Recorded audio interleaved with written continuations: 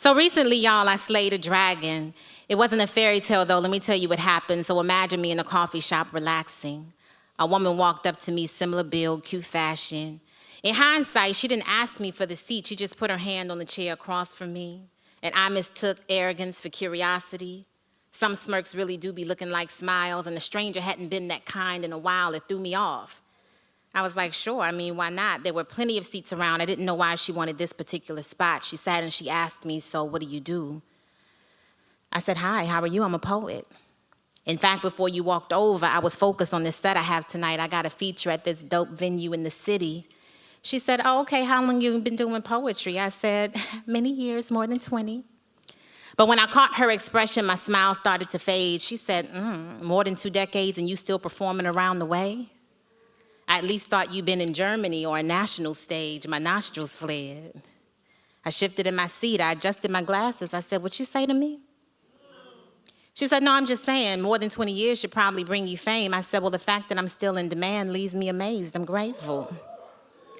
I looked at sis again. There were no scales, no sharp talons, but it was a little smoke on her tongue. She was hateful. She said, how old are you? I took a long look around the room. I was hinting at sis to go on and move. Trying not to be rude, I said, I'm in my early 40s. She said, true. I don't see no ring. I said, no, baby girl, not yet. She said, so you ain't meet nobody who wanted to take you off the market?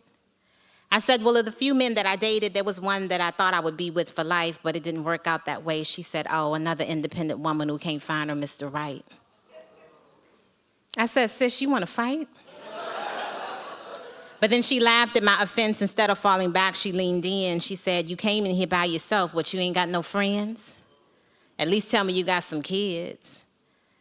I said, I don't have time for this. My life is beautiful the way that it is. She said, oh, you one of them. I said, one of who, friend?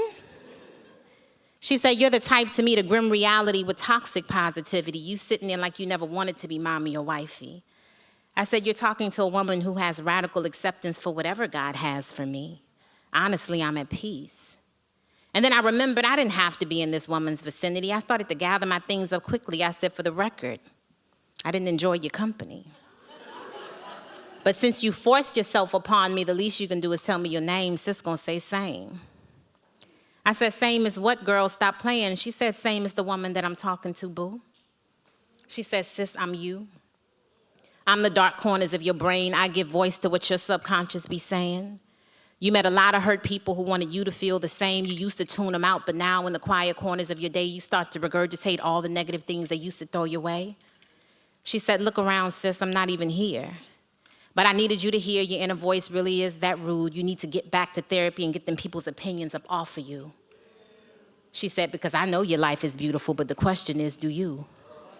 Because right now, you sound like your own biggest hater.